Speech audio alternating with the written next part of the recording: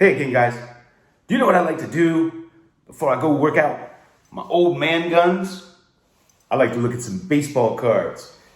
But today I want to talk hobby. So I did a video a couple of years ago on being an addict, and I reposted it more recently. And it was, a joke. I was acting in that video. However, there was truth in everything that I said. It was all stuff that goes through my mind, and I think goes through all collectors' minds, on being addicted to buying cards. And I'm the kind of person that I'm non-confrontational. You might find that surprising. And I like to put drama out of my life. I don't like drama when when I have people around me that bring me a lot of drama. They tend to be slowly pushed out of my life. Just not, I'm not into that. So I tend to deal with issues with humor. And if you watch my videos, you see I do a lot of stupid humor. And that's kind of how I deal with, things that are bothering me or that maybe I don't want to deal with directly. And so the sports card dad, I was watching his video this morning on being addicted to cards, and I commend him on that video. And it got me to thinking about that video that I did, talking about, how you can get addicted to cards. One way is, chasing hits. You got to be opening those packs, chasing hits, because the money has gotten big. And you saw all these people lined up at Target and whatnot, trying to chase those big hits, throwing all the other cards away, trying to make that buck. The other reason I think that we get addicted is keeping up with the Joneses. Here on YouTube, before YouTube, you didn't really get the chance to see other people's collections that much. And now we get to see all these phenomenal collections.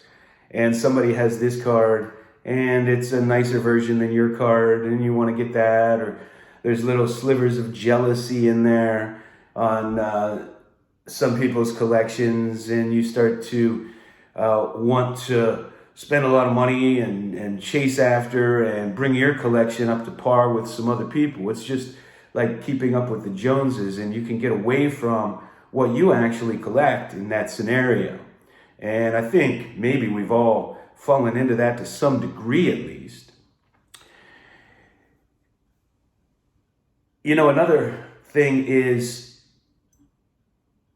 with smartphones, we have become addicted to the phone. So we get obsessed with checking YouTube comments, checking Facebook or Instagram or whatever you do on there. And we certainly have easy access to buying cards and eBay. And it's so easy to go on there. Maybe set some notifications. You get a notification. You decide you're not going to buy any cards, but that one card you've been looking for, and it's a great example, and the price isn't too bad, so you can just, hit the buy button. Especially if you're at happy hour. It becomes a lot easier to do. The other reason is just wanting to own everything. I've fallen into that, where you just want to own everything, or at least everything that's good, because you love cards. And there's nothing wrong with that, but we have to keep ourselves in check. If you're going into credit card debt just to try to own everything you can own, or make that player run, or you're working on that PSA registry, whatever it is, sometimes you can stretch your budget a little beyond where it may be, right? Some of us, myself included, just have an obsessive personality. There was a time where I was obsessed with golf. There was a time where I was obsessed with chess. When I was little, I was obsessed with cards. As I got older, I got obsessed with girls. I got obsessed with other things, obsessed with work at times. And as I got older, I got re-obsessed with cards again. I've gone through that. This is at least my third or fourth time being addicted to cards. And I can honestly say I think I am addicted to cards. I look at cards daily. I do YouTube. You can get obsessed just with the hobby in general as far as it's something to do, sorting your cards, sending them in for grading, organizing, putting sets together. That can be addicting on its own without even having to spend a lot of money.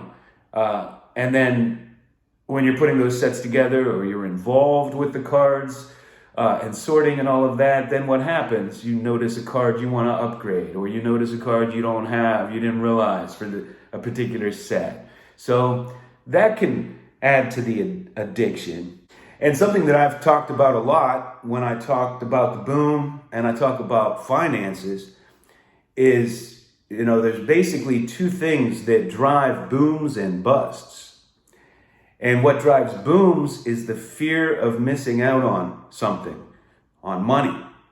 And what drives the busts or the bear markets is the fear of losing money. When you have booms or bull markets, people are drawn because they're afraid they're missing out on something. Just like Bitcoin, just like the card boom. You have guys that maybe they had some cards in the 80s or 90s, but they weren't collectors, but they were afraid on missing out on the big boom where they could make a lot of money with cards. And that's what caused the boom, not the love of cards for these guys. How can you tell you have an addiction? And I'm willing to bet that nearly all of us have done this, but maybe you find yourself hiding packages from your wife. Maybe you got to get the mail first, or you grab the packages and put them somewhere until you're alone and can open them. That could be a sign that maybe you have an addiction. I have an addiction if that's a sign, let me tell you. Buying multiple copies, and justifying it and telling yourself, well, I'll sell the other ones and then I'll get this card for free. And you end up keeping them all, or not selling them for what you think, or they're going to be worth a lot more in the future, so I'll have a stack of these and, I'll make money down the road. Or maybe you spent $10,000 on a box of 1988 Fleer basketball cards thinking you're going to grade them and get all these 10s and send them in and make a bunch of money. And, they come back 7s, 8s, and you spent more on the grading than you can even sell them for. Telling yourself you could be spending money on worse things. That's a nice justification.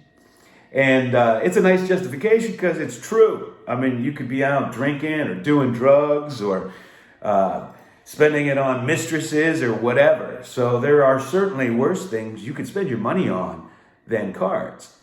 And as long as it's within your means, it's fine. But many of us may stretch those means out, and it's not within our means. The other thing that you justify with, and we all do this too, I believe, is, well, I'll have something to leave to my family. I'll have every card graded so that they can have a nice, easy way to sell them when I die. Let's face it. Let's be real here. When we die, it's going to be a nightmare for our families, whether those cards are graded, cataloged, whatever. They got to figure out who to send them to. If you have 100,000 cards, organizing them, going through, getting in touch with auction house, whatever. It'd be way better to leave them a giant portfolio of dividend-paying stocks than it would be to leave them a bunch of cards, just for the sheer nightmare of figuring out how to sell those cards or whatever. But at the same time, at least you're not totally wasting your money. So we justify it that way too. You might say, well, I have this raw 52 Mickey Mantle that's been sitting in my drawer for 30 years, and one just sold for $12.5 million. So, they're going to have that card. They can send it in for grading later, and they can, maybe it'll be worth $50 million by then. Even in that scenario, it's probably best to sell that card for 12.5 now and leave them the cash. Just because, like I said, it's just it's going to be a nightmare for our families. And I think about that, and I'm getting to the point where I have to start, figuring out how I am going to leave this in a nice, neat way for them if I end up not selling them before I pass away. I don't know, man. Am I an addict? Yes, I am. I'm a card addict. And I struggle all the time.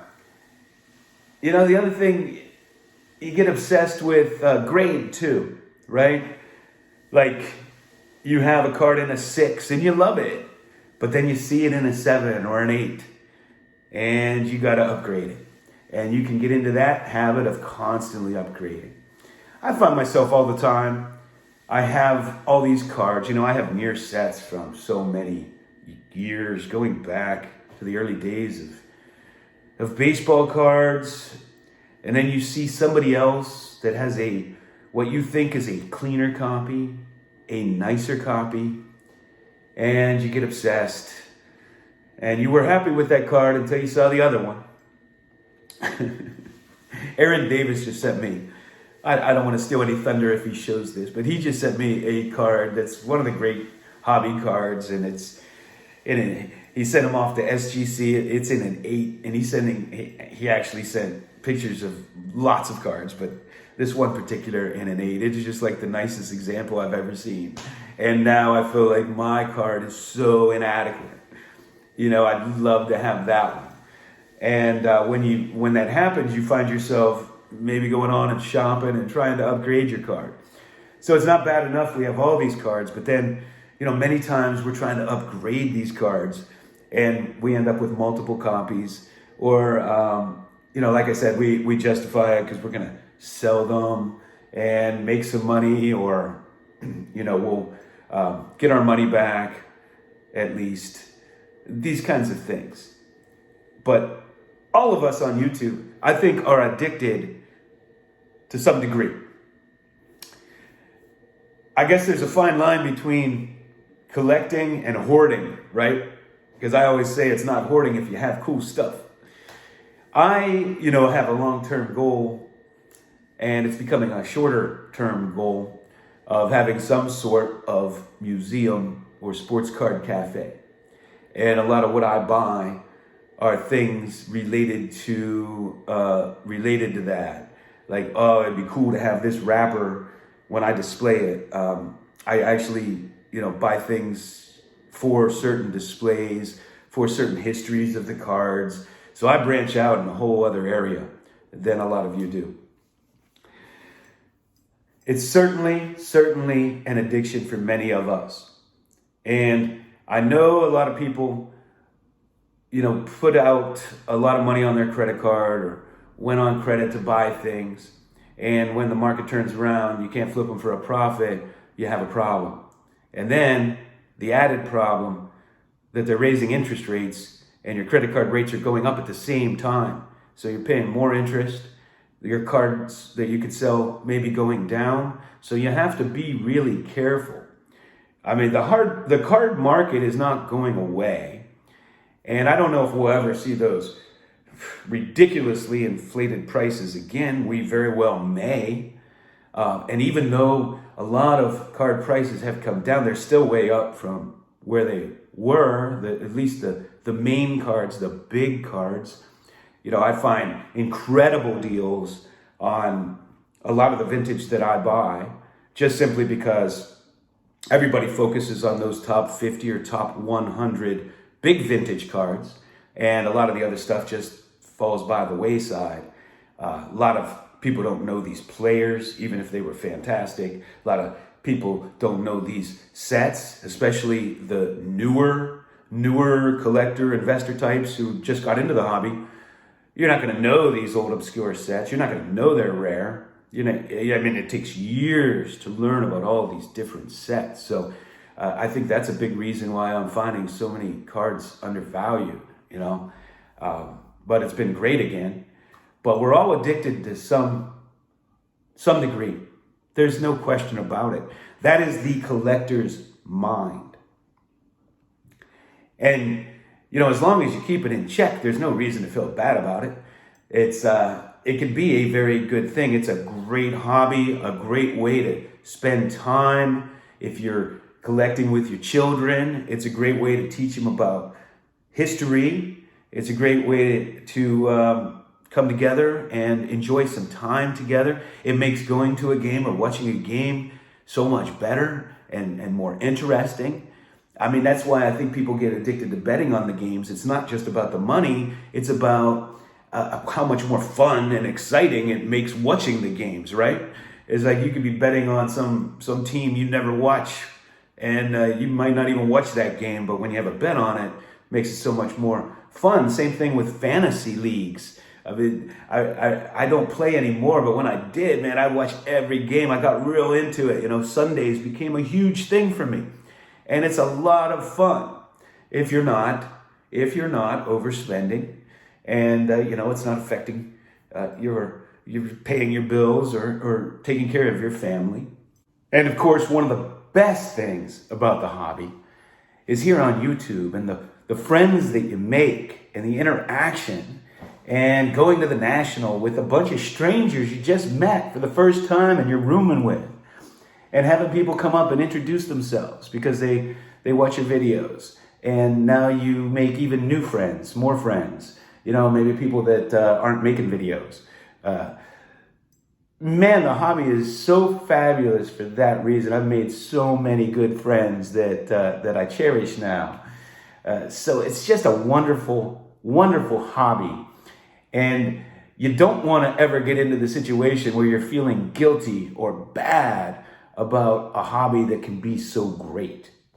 A lot of us are getting older now, and we have to start thinking about retirement. And many of us will possibly sell off our collections when we retire, or sell off doubles. I know I keep certain doubles around. I slowly keep them around if I'm upgrading, or I have extras, which I don't have a lot of doubles, but I have some. With the idea that when I'm retired, that'll be a fun thing to do in my retirement, get a little bit of income, but mostly to give me something to do. It'd be fun, sell some cards, package them up, have a little shipping center. I think a lot of us think about that as well. But I got to give a shout out to the Sports Card Dad. I thought, it takes guts to come out and talk about these things. And all of us humans are flawed in some way. And I'm of the belief that if I feel something, if I've been through something, if I'm going through something, there are other people too. And us collectors have that in common. We collect. So if you're feeling something, if you're thinking something, chances are many or most other collectors are too. And I just wanted to come on here and have this little discussion. And again, wish you a Happy New Year. Thanks for watching.